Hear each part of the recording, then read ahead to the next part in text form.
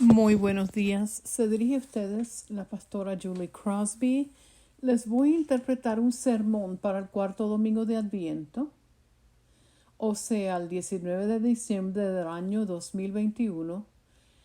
El sermón fue preparado por el pastor Dave Delaney, quien es director de Ministerios de Jóvenes y Adultos Jóvenes del Sínodo de Virginia de la Iglesia Evangélica Luterana en América. Los textos para este cuarto domingo de Adviento son Miqueas 5, del 2 al 5a, Salmo 80, del 1 al 7, Hebreos 10, del 5 al 10, y Lucas 1, del 39 al 56. Aquí el sermón del pastor Delaney. A medida que nos acercamos al día de Navidad, nuestras mentes y nuestras vidas se llenan de numerosas listas de tareas y a veces emociones encontradas sobre todo eso.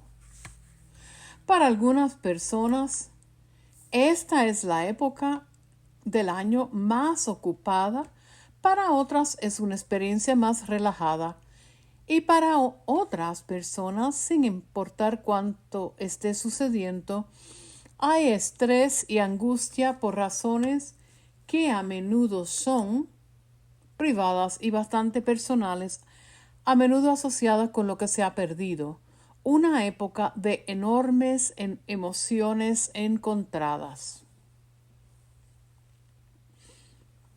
Es por esta razón y por otras, nuestra experiencia de esta época del año se parece mucho a los días en que nació Jesús.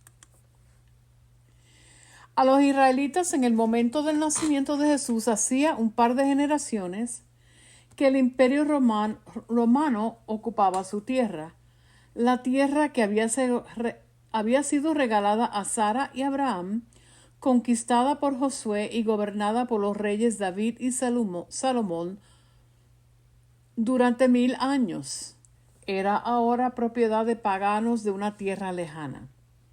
No es de extrañar, hubo emociones encontradas al respecto. La seguridad pública en general y algunas de las ventajas de la tecnología romana fueron un pequeño consuelo para muchos que no solo anhelaban la libertad genuina, sino que realmente se preguntaban qué había sucedido con la antigua promesa de Dios de que Israel sería el faro de fe y justicia para las naciones de la tierra. Algunos dijeron que esto es lo máximo que podemos esperar, debemos acostumbrarnos. Otros encontraron que los mismos festivales de la libertad israelita, Pascua, Sukkot, Hanukkah y otros, eran fuentes de estrés y dolor, tristes recordatorios personales y comunitarios de lo que se había perdido. El mismo hecho de que María y José viajaran a Belén porque había un censo de impuestos romano en todo el imperio, nos dice que estaban interesados en una sociedad organizada.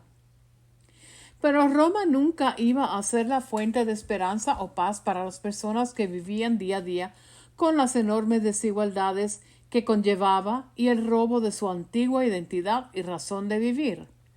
Hemos tenido nuestros propios ejemplos de eso en nuestros tiempos modernos. Entonces, ¿dónde deberían mirar los judíos, los descendientes de Israel, en el momento histórico del nacimiento de Jesús?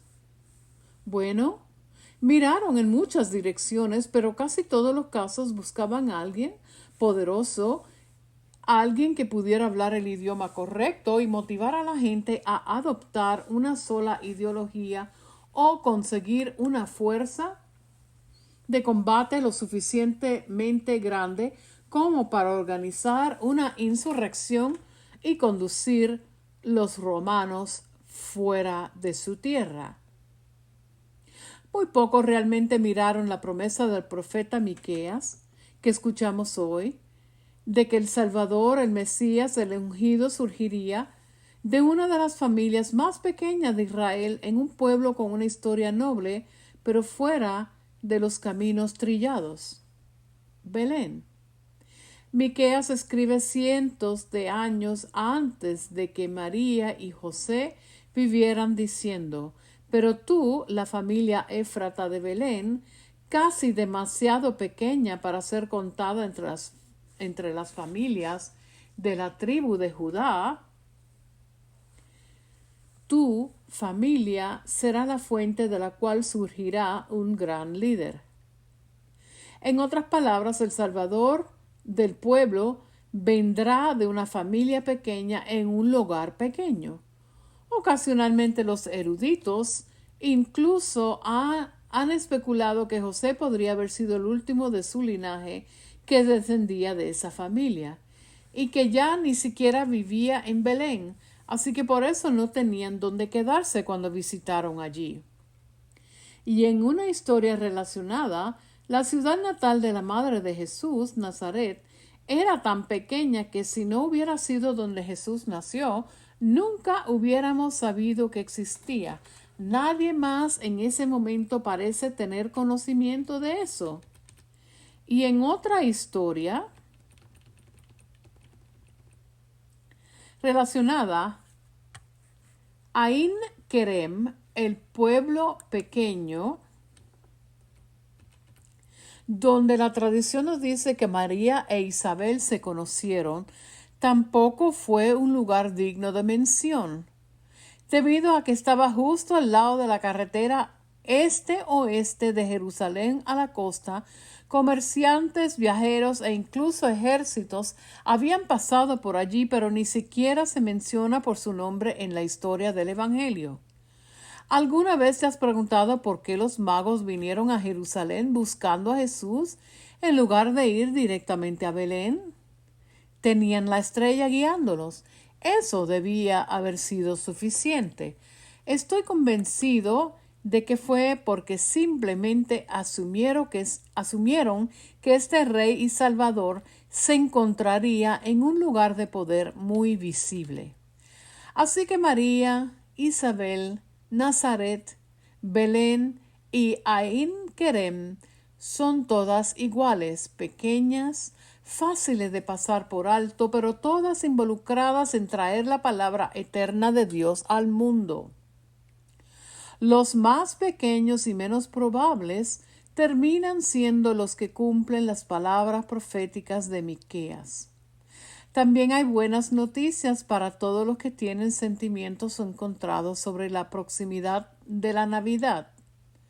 Ni nuestro estatus, ni nuestra visibilidad, ni nuestro poder, ni nuestra elocuencia, ni nuestro número, ni nuestros sentimientos acerca de todo esto determinarán si Jesús vendrá y cómo. Será por las promesas de Dios y la determinación de Dios de llamar a aquellos de nosotros que somos los más pequeños a levantar a uno que será el más grande. Podríamos preguntarnos, ¿cómo surge Cristo de nuestras propias iglesias? ¿Es una de las pequeñas familias de nuestra membresía? ¿Será de allí donde surge? ¿De las personas que tienen menos visibilidad, las voces más tranquilas? ¿De los medios más modestos? Una de las cosas que podemos hacer en este Adviento, especialmente inspirado por las lecciones de hoy, es buscar y escuchar a aquellos que tienen menos probabilidad de ser notadas y escuchados. Ya hacemos esto de algunas maneras maravillosas, por supuesto. Las obras dramáticas o pastorelas de Navidad de la Iglesia reciben muchas críticas y entiendo por qué.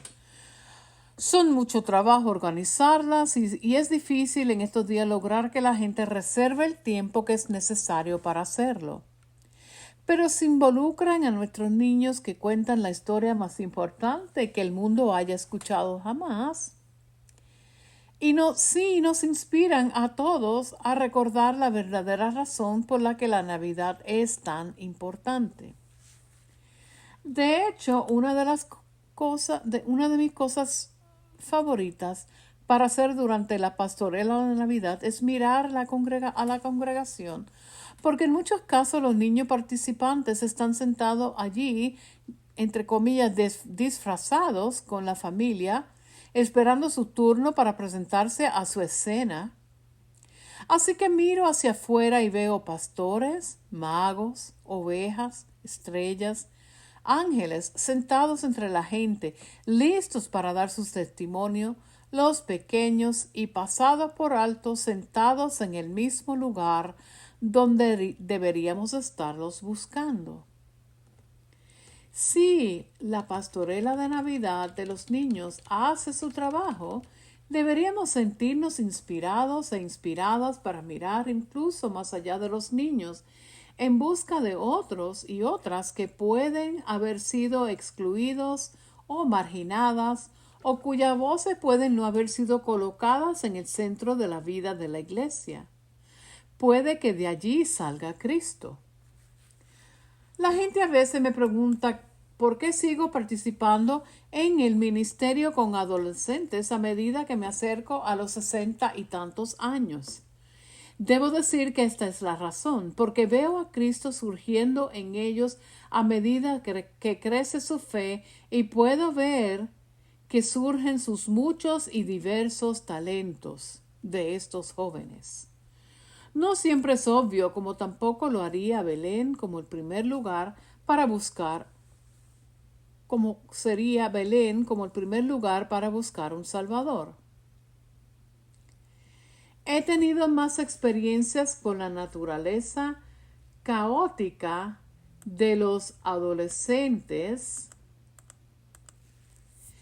de las que puedo recordar, y a veces me quedo perplejo en cuanto a lo que Dios podría estar tratando de decirme a mí y a nosotros, a todos nosotros, a través de este segmento particular de la iglesia. Pero esa es la naturaleza del reino de Dios y cómo irrumpe en nuestras vidas, mentes y corazones. Es perturbador y a veces proviene de un segmento de la familia de nuestra iglesia que no creemos que sea particularmente importante. Cuando alguien está hundido en la fe, desanimado por lo que imagina para el futuro de la iglesia, preguntándose si los sacrificios y las frustraciones valen la pena, a veces pregunto cuándo fue la última vez que tuvo una conversación con un niño o con alguien que lidió con la discriminación histórica, o con un adolescente con dificultades, o con un adulto confinado en la casa, alguien cuya voz no suele aparecer en los procedimientos de nuestra iglesia. Me recuerda a San Lorenzo, un diácono de la iglesia en Roma en el año 258, cuando el emperador exigió que la iglesia entregara sus vastos tesoros, o al menos lo que el emperador pensaba que eran inmensos tesoros. En cambio, el diácono Lorenzo dio a luz a los pobres, los ciegos y los discapacitados, y a muchos otros que estaban sufriendo entre su congregación. Estos son los verdaderos tesoros de la iglesia, proclamó con valentía. Uno de los primeros relatos incluso lo tiene agregando: la iglesia es verdaderamente rica, mucho más rica que el emperador. Cierre de cita. Sabía que la iglesia es solo la iglesia cuando presentamos la iglesia a Cristo al mundo. La misma misión que se nos da cada Navidad. ¿Y quién mejor para presentar a Cristo que aquellos que más lo valoran? Verás, en medio del estrés y la angustia de las vacaciones, e incluso en medio de la alegría y la emoción, cuando la tentación es prestar atención a las voces y a las personas que son más ruidosas o más poderosas, nuestra fe nos lleva lejos en la otra dirección.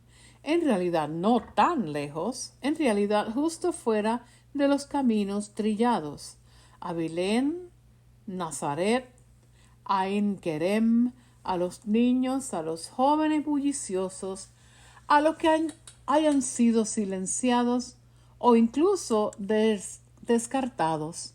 A las personas mayores más calladas, a María, a Isabel.